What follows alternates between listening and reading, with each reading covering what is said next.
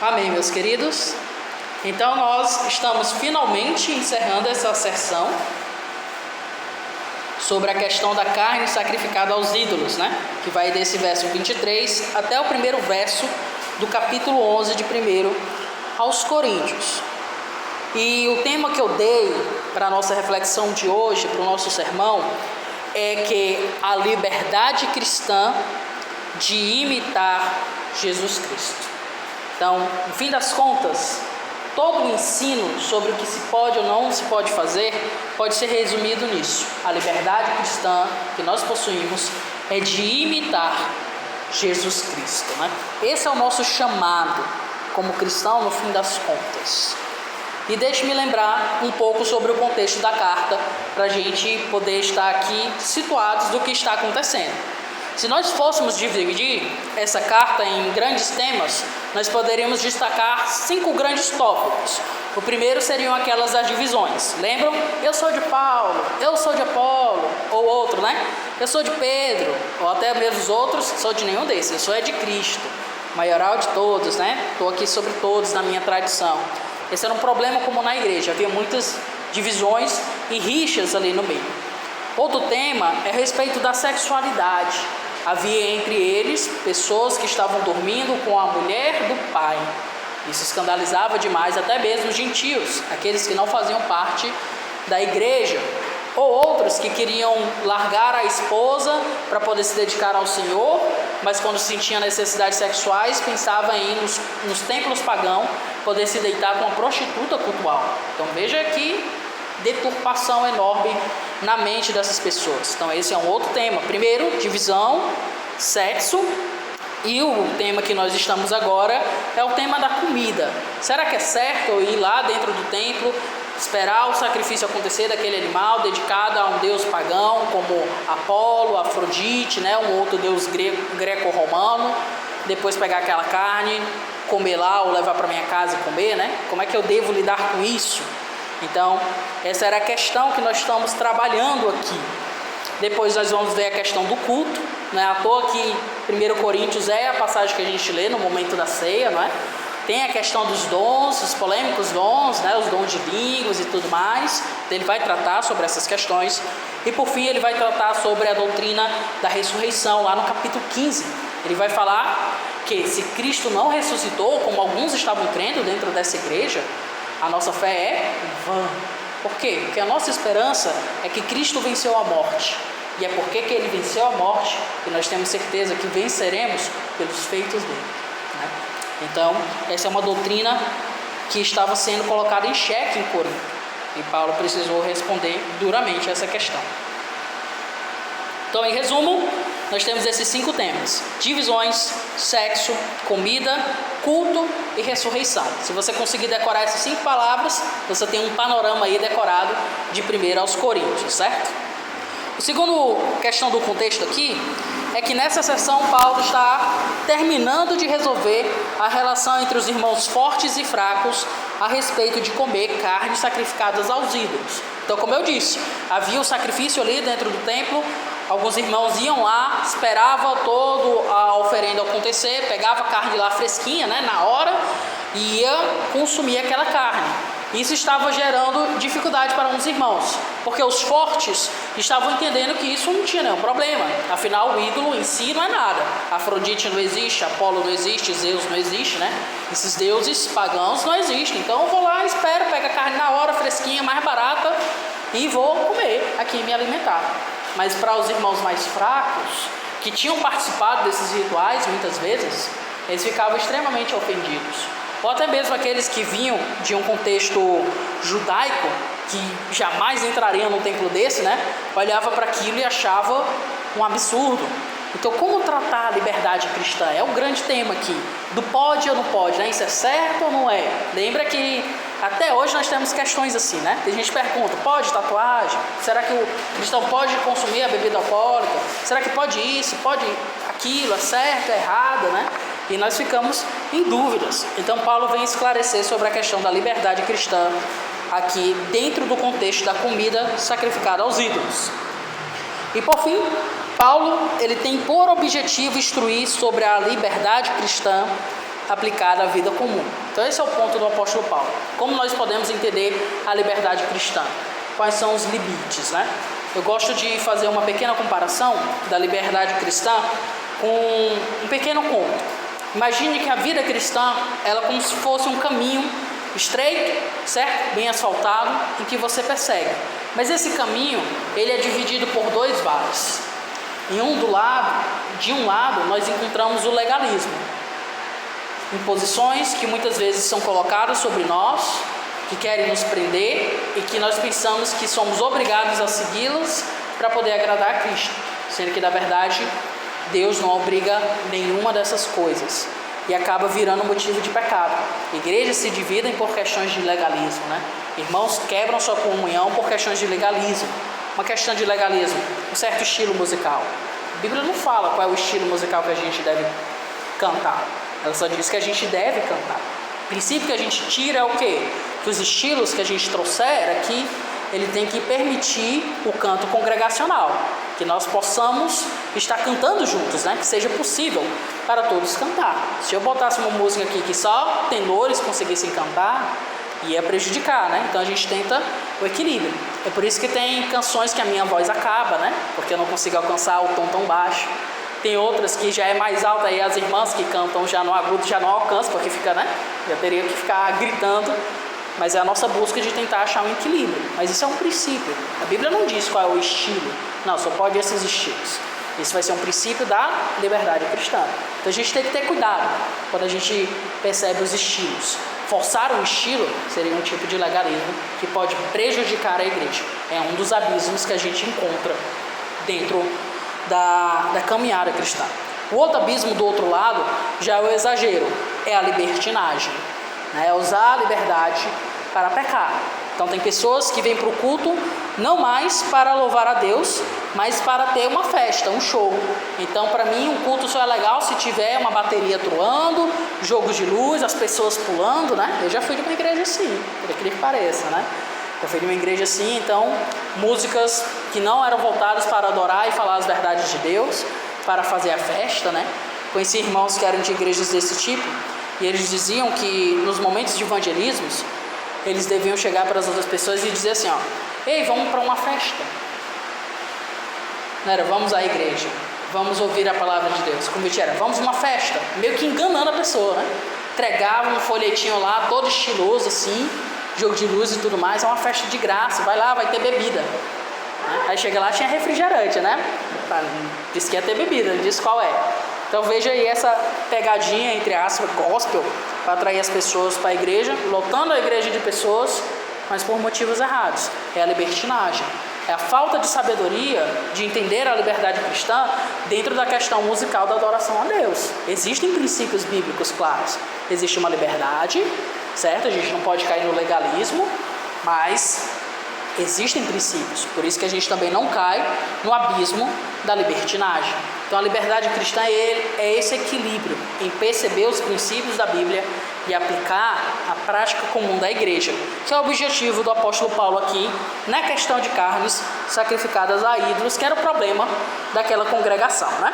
Então vamos aos pontos dessa passagem, certo? O primeiro ponto que eu quero enfatizar essa noite é que a liberdade cristã é para o bem do outro. Veja só o que o apóstolo Paulo vai dizer no verso 23 e 24. Ele diz assim: todas as coisas são lícitas, mas nem todas convêm. Todas são lícitas, mas nem todas edificam. Aqui o apóstolo Paulo está citando novamente o que ele diz lá no começo. Essa frase, todas as coisas são lícitas, são coisas que os próprios coríntios estavam citando como argumento para poder fazer o que eles quiserem. No caso, anteriormente, nós vimos que ele estava usando no contexto de ir se deitar com prostitutas cultuais. Aqui, no caso, é de comprar a carne sacrificada ao ídolo. Eles dizem, olha, uma vez que eu fui salvo, uma vez que Cristo perdoou meus pecados, uma vez que eu estou garantido pela graça de Deus da minha salvação, e esse pensamento está correto, a salvação é pela graça, é Ele que nos salva, não é o que nós fazemos, né? Então eles pegavam esse pensamento e chegavam a uma conclusão. todas as coisas me são lícitas. Então eu posso fazer o que eu quiser, e eu não estou nem aí para o meu irmão, que se dane, que ele se sente escandalizado, que ele se sente ferido na sua consciência. Eu fui livre em Cristo e ninguém vai tirar essa liberdade de mim. É como se eles fizessem esse tipo de afirmação. Mas aí o apóstolo Paulo contrapõe. Ele diz, mas nem todas as coisas convêm. Lembra? A liberdade cristã não é para cair numa libertinagem, nem num legalismo, mas é para viver de uma forma que realmente edifica.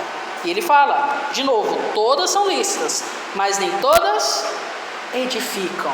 Então, essa é a ênfase do apóstolo Paulo.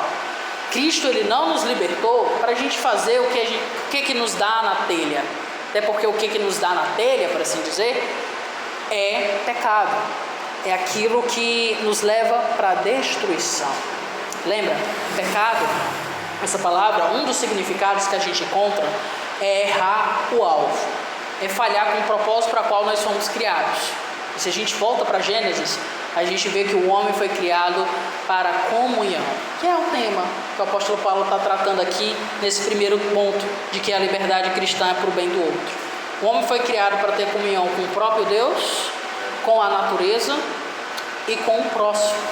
E quando o homem falha nisso, ele comete o pecado. E é por isso que somos libertos em Cristo, mas nem tudo convém. As coisas são lícitas, mas nem tudo edifica, porque certas práticas necessariamente corrompem a comunhão, não é? Não tem como adorar a Deus e adorar um outro Deus. Isso quebra a comunhão.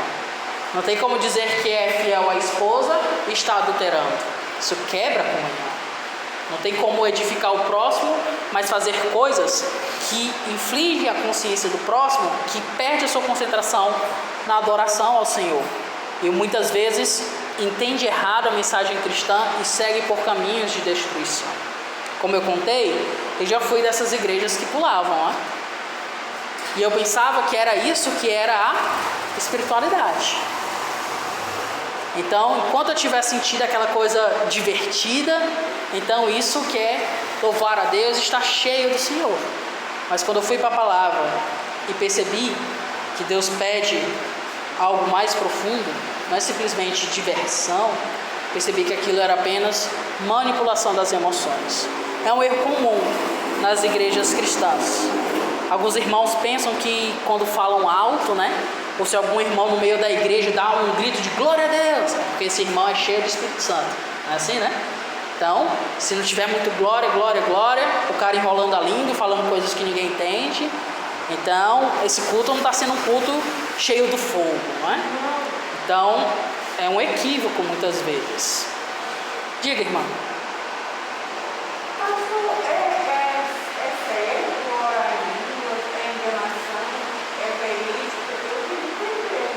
Isso é uma dúvida muito importante a respeito das línguas, certo? Após o sermão eu converso melhor com a irmã, tá bom?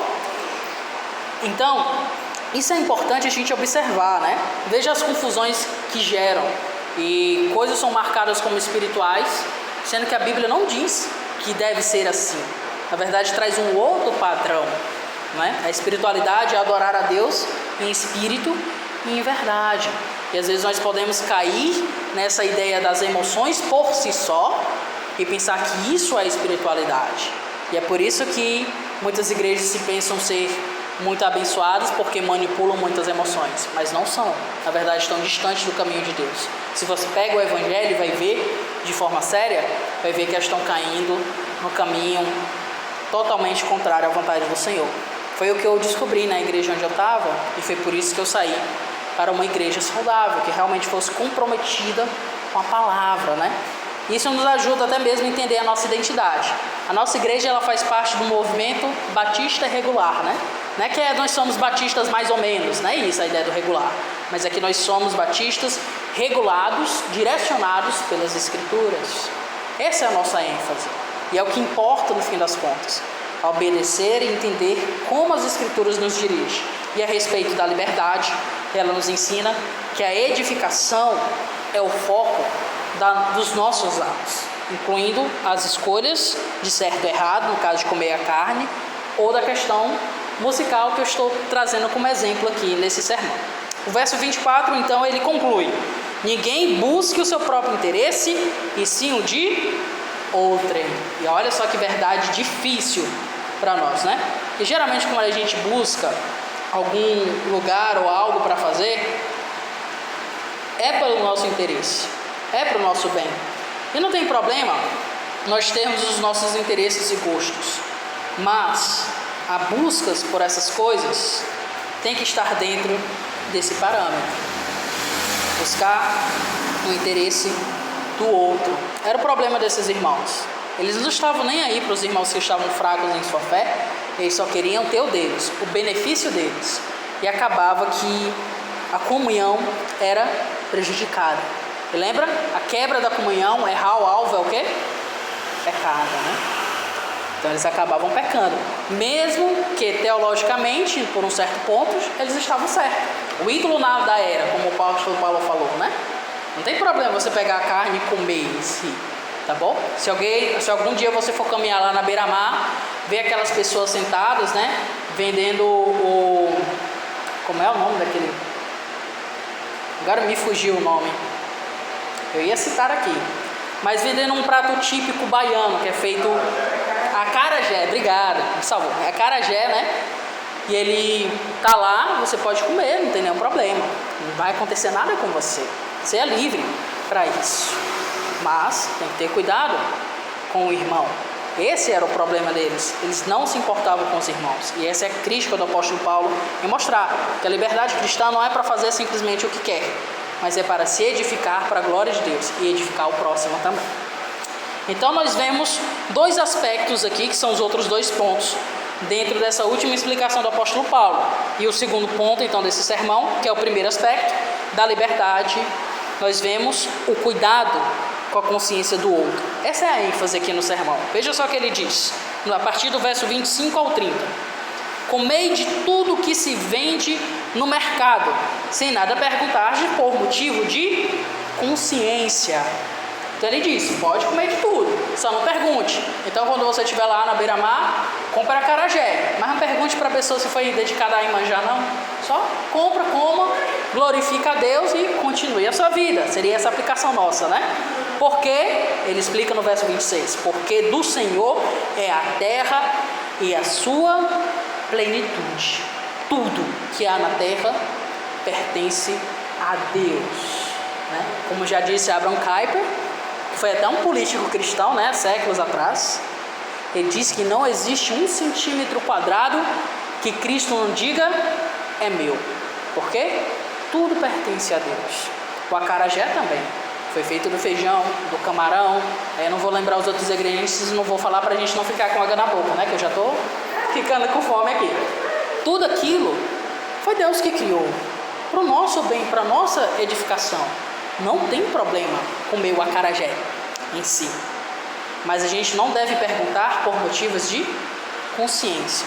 Por quê? Ele vai continuar explicando. Veja o verso 27.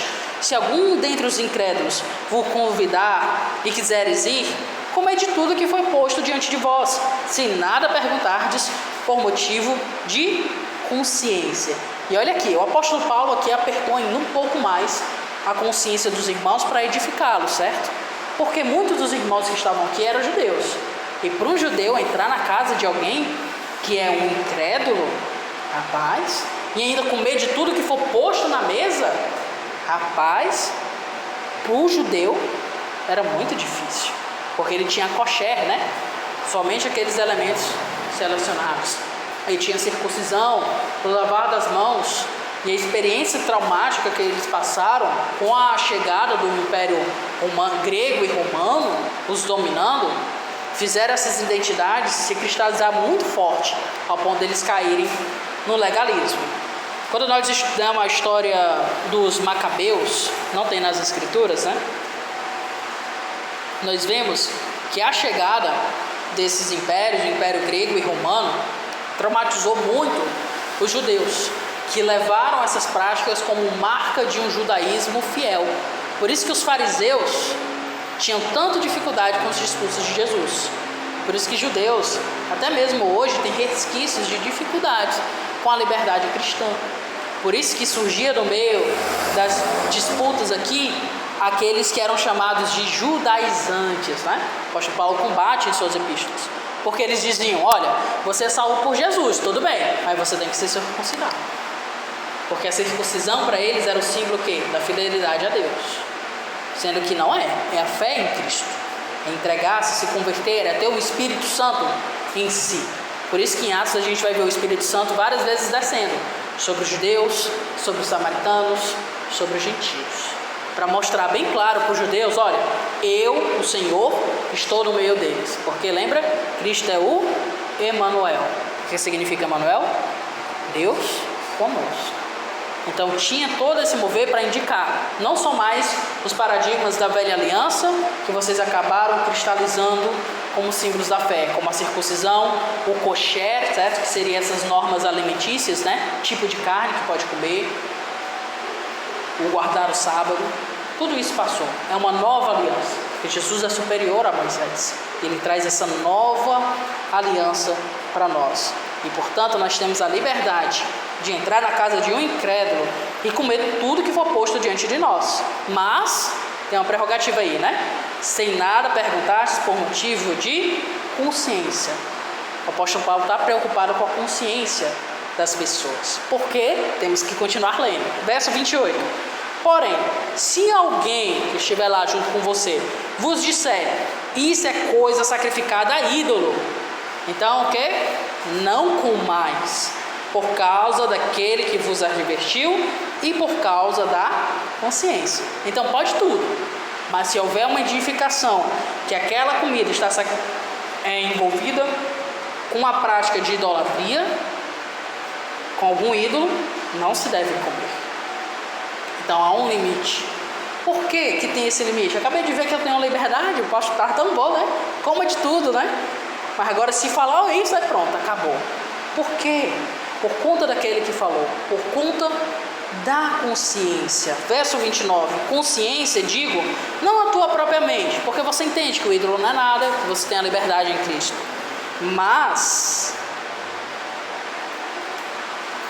a do outro, né? Não a tua própria mente, mas a do outro, entende? É por conta da consciência do outro, porque o outro pode ver: eu estou comendo, eu disse para ele que essa comida foi sacrificada para Iemanjá, ele está comendo como se fosse nada, então não tem problema, né? Os cristãos adoram também Iemanjá. E não, a gente não adora Iemanjá. Então é esse o cuidado aqui, essa consciência da pureza e da posição do Evangelho, que a gente nunca pode abrir mão, mesmo que a gente tenha que abrir mão de certas liberdades, como por exemplo de um tipo de comida, por mais saborosa que seja. Mas nós queremos marcar uma posição séria e mostrar que somos sérios com o Evangelho. Ele continua, verso 29. Pois por que há de ser julgada a minha liberdade? Pela consciência alheia. Então ele traz a reflexão. Por que vai ser julgada essa sua liberdade por conta da consciência alheia? E aí temos que voltar lá para o começo. Porque nós buscamos a edificação. Se nós simplesmente cedermos as coisas sem se preocupar com o bem do outro, nós estamos dizendo que a nossa fé é como palha. Ela não tem virtude, ela não tem grandes valores. Pode ser feita e vivida de qualquer forma. E não é assim. Nós adoramos um único Deus. E adoramos Ele de forma integral. E nós nos separamos dos deuses falsos. É por isso que temos essa ênfase. E o verso 30, se eu participo com ações de graças, porque hei de ser vituperado por causa daquilo que dou graças. Novamente ele traz a reflexão. Se eu entendo que tudo pertence a Deus, lembra que ele falou ali no verso 26, porque do Senhor é a terra e a sua plenitude? Se tudo pertence ao Senhor e eu glorifico ao Senhor por meio desse ato, por que essa minha liberdade vai ser vituperada, vai ser cortada, vai ser limitada? Por conta da consciência do outro. Isso é algo que ele martela, né? E foi algo que eu me dediquei um pouco mais a olhar sobre o significado da consciência. E a consciência tem a ver com o entendimento, mas também com as emoções envolvidas com aquele ato. Lembra, quando a gente adora a gente não adora a Deus apenas racionalmente, mas com todo o nosso coração, né? Ali tem um momento que a música fica mais agitada, fica mais lenta, não é isso? Quando a gente ora, está em oração ao Senhor, os nossos pedidos às vezes podem nos emocionar e chorarmos diante da dureza da situação que a gente está enfrentando, ou nos alegrarmos pela graça que nós recebemos. Então nós adoramos o Senhor de forma integral, com o coração, com a mente, com a alma, com o corpo, por completo. Então, fazer atos que prejudicam a consciência do outro, que é difícil para ele compreender aquela verdade e aceitá-la no coração, é algo que nós devemos evitar. Porque no fim das contas o nosso foco é a edificação do outro, não é? E aqui eu volto um pouco num caso que aconteceu comigo, que eu contei certa vez, em um dos sermões, em que em um dos domingos que houve na igreja, eu fui para a igreja com um cordãozinho da cruz, né? Com um crucifixo, certo? Não tinha Jesus pendurado, né? Era só uma cruz, cordão normal, símbolo da nossa fé, né? Tá inclusive na logo da nossa igreja, ali na placa, que agora a nossa placa chegou, para a glória de Deus, né? Tal, símbolo da nossa fé normal. E fui no culto, mas no final do culto, uma irmã chegou até mim e ela falou comigo: "Ô, meu irmão, eu entendo que não é pecado, mas eu me sinto mal toda vida que eu vejo o crucifixo." E na hora eu entendi, porque eu sabia a história daquela irmã, e eu sabia que ela tinha perdido um filho para o catolicismo. Uma criança que cresceu na igreja, mas quando chegou à juventude foi para o catolicismo, entende? E então, esse símbolo para ela era algo difícil, né? Então o que foi que eu fiz? Por amor àquela irmã, eu guardei a minha cruz ali, né? Meu colarzinho de cruz, e não usei mais no culto, pelo bem dela, entende? Não me doeu, estou bem, muito feliz com os irmãos, inclusive com ela, mas o interesse é a edificação do outro e o bem-estar do outro para juntos adorarmos a Deus, né? Porque como é que eu vou dizer, nós juntos te adoramos, e eu aqui com uma cruz e a irmã ali se sentindo mal ao meu lado? Não faz sentido, né? Então, guardei e juntos adoramos a Deus, até que ela tenha forças e não tenha nenhum problema. Isso é a sensibilidade que a gente tem que ter no contexto da nossa igreja, porque vai ter temas sempre acessíveis a cada um de nós, porque todos nós temos as nossas limitações, temos a nossa história de vida, tem coisas que não marcam, né? E temos que ter cuidado com isso e amor ao próximo. Esse é o desafio. E aí a gente entende o segundo ponto. O primeiro foi o cuidado com a consciência do outro, né? Que é o segundo ponto do sermão, mas é o primeiro aspecto da liberdade. O terceiro ponto, que é o segundo aspecto da liberdade cristã, é a glória de Deus como objetivo. Veja só, do verso 21 até o verso 1 do capítulo 11. Perdão, verso 31, né? Diz assim, então ele traz essas perguntas e conclui: portanto, quer comais, quer bebais, ou façais outra coisa qualquer, fazei tudo para a glória de Deus. Um versículo tão conhecido nosso, né? Mas veja só o contexto que o apóstolo Paulo está citando ele. É no ato de edificar o próximo. Tudo que a gente vai fazer, por mais simples que elas sejam, deve ter o alvo de quê?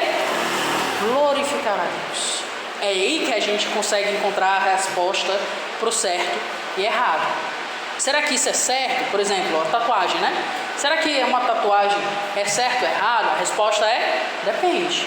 Isso é para a glória de Deus? Como é que você quer para a glória de Deus? Isso edifica os irmãos? Isso ofende a comunidade que Deus te deu? Porque lembra, Deus te colocou aqui com esses irmãos, não foi você que escolheu, né? Até no outro culto eu estava brincando que se eu fosse escolher os irmãos que estavam aqui, só ia ter motoqueiro e jogador de Magic, né?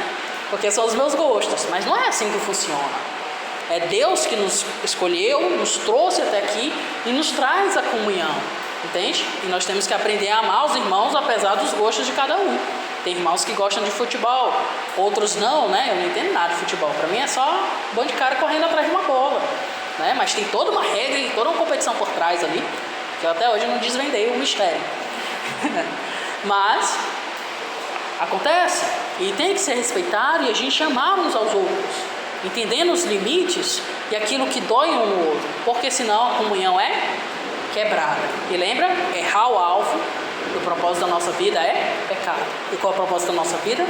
Comunhão com Deus, com o mundo que Ele nos deu, com o próximo. Sabe? Por isso, essa é a chave. Quer comais, quer bebais ou faceis qualquer outra coisa, fazei para a glória de Deus. 32.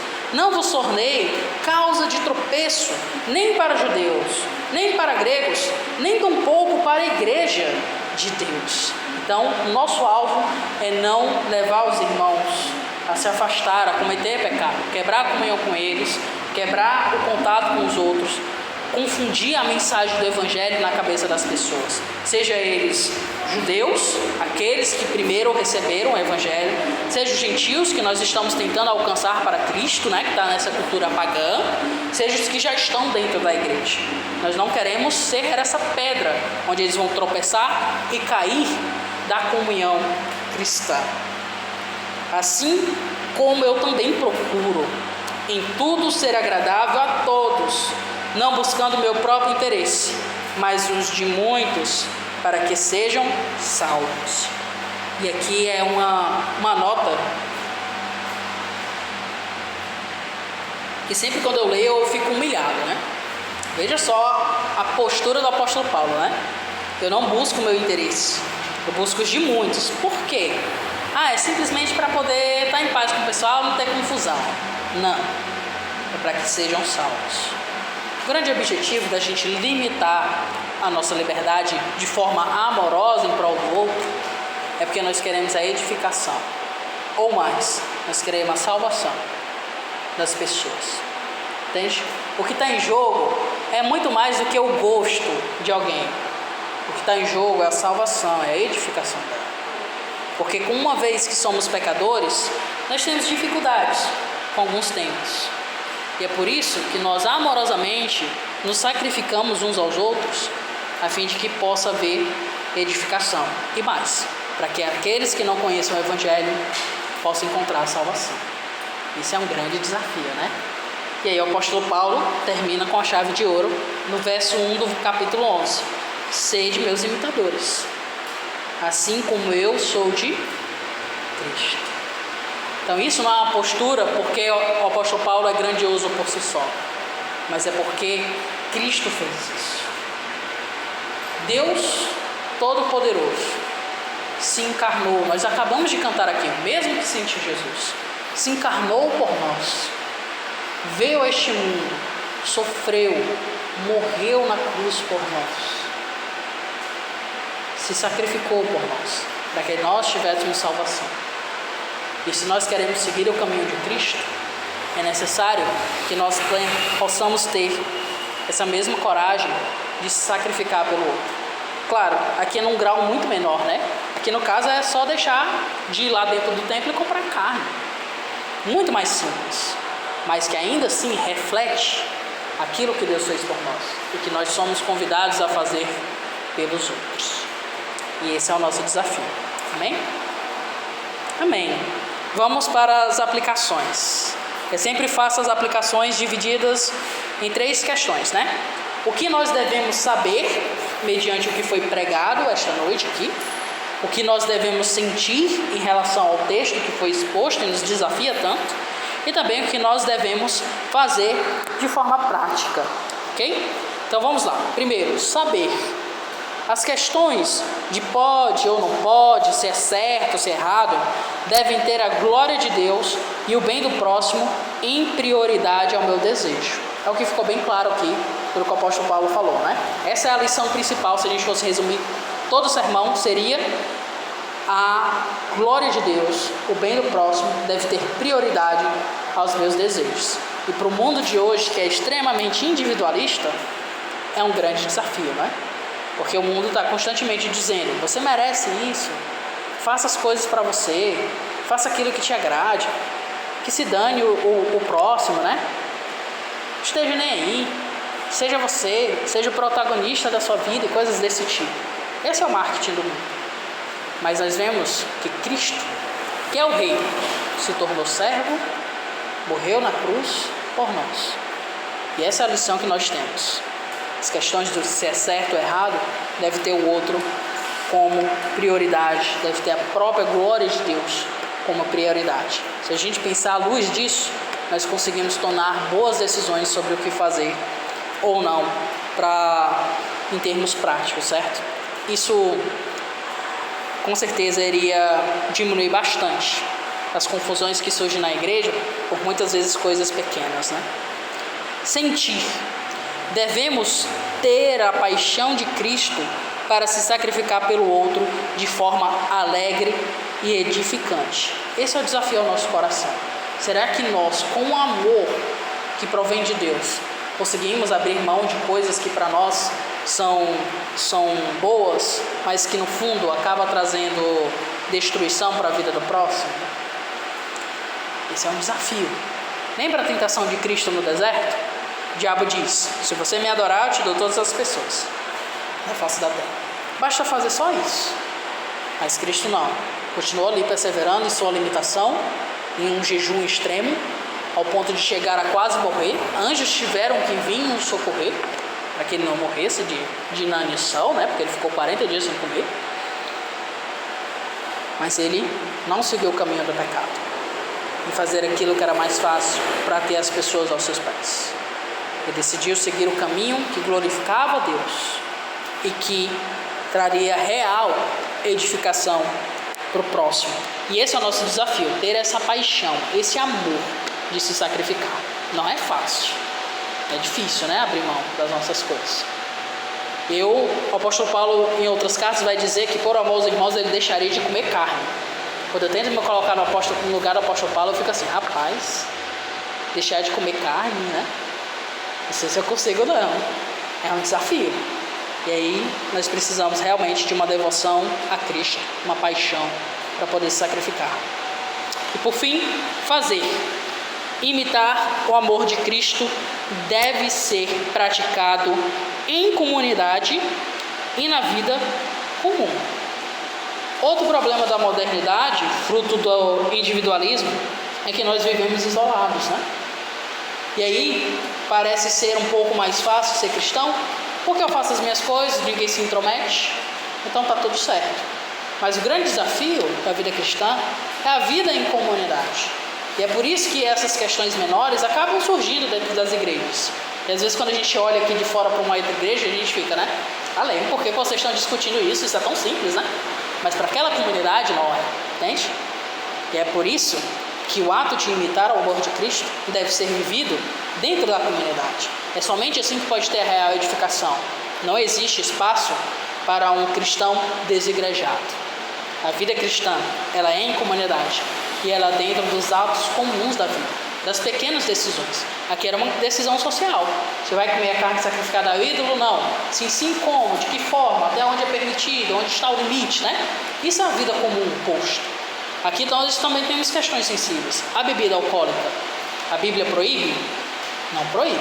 Não existe um versículo da Bíblia que diz que não se deve beber bebida alcoólica. Não tem. Mas condena a embriaguez. Entretanto, porém, todavia, qual é um dos grandes problemas aqui no Ceará? O alcoolismo, né? As pessoas bebem, vão para sua casa, muitas vezes espancam as esposas. Não é isso que acontece até hoje? Se brigam no bar, se matam, não é? E por conta disso, nós criamos a cultura de se afastar mais disso, entende? Então, eu aqui como pastor jamais vou vir pregar e uma latinha de cerveja aqui, já imaginou, né? Nós ia ficar, né? Meu Deus, como assim? Biblicamente é errado? Se eu não me embriago, não. Mas isso é ofensivo à nossa consciência, porque a bebida está atrelada a um testemunho terrível de perda de domínio próprio e de ações criminosas e tão ruins e tão negativas. Isso é o cuidado que a gente tem que ter, né? De conseguir separar as coisas e ter a sabedoria. E é por isso que nós não temos tanto esse costume no nosso meio de consumir bebida alcoólica. Entende? Então é um princípio para a gente pensar e se equilibrar, né? Como é que a gente vai fazer isso de uma forma que de fato glorifica a Deus e não prejudique o próximo? Então esse é o caminho. E por isso a vida em comunidade é tão importante para a gente ter a sensibilidade. Lembra da minha história com o crucifixo, né? Eu fui, uma irmã se sentiu mal, eu amei. Então percebi, não, aqui não é um ambiente para isso. E tudo bem, vida que segue, né?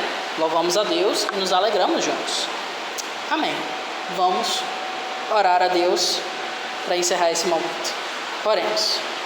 Senhor bendito, eu quero te agradecer, Pai, por essa noite. em que nós podemos estar diante da Tua palavra, vendo esse grande desafio de que temos liberdade de fazer certas coisas, mas que por amor ao Teu santo nome e ao próximo, o cuidado da consciência dele, nós devemos nos limitar. Pai, confesso que muitas vezes não é fácil, mas nós te pedimos um amor cristão que seja capaz de se sacrificar. Afinal, o Teu amado Cristo morreu por nós, e nós somos chamados a também pegar a nossa cruz para morrer para o mundo, a fim de viver para Ti. Nos dá, Senhor, essa capacidade. Se alguém aqui ainda não encontrou o Evangelho e não percebeu a beleza da salvação, que o Senhor possa vir de encontro, em perceber que essa liberdade do mundo, no fim das contas, é libertinagem, e no fim das contas é prisão, e no fim das contas é destruição, pois o preço do pecado é a morte. É o caminho de todos aqueles que seguem um caminho da destruição. É o fim que é reservado a quem segue por esse caminho. Então nos traz, Senhor, a força para viver a real liberdade, o encontro para contigo, a transformação do nosso ser, a fim de amar a Ti com toda a nossa mente, com todo o nosso corpo, com toda a nossa energia, com todo o nosso coração. É o que nós pedimos. Sê conosco. Em nome de Cristo Jesus. Amém.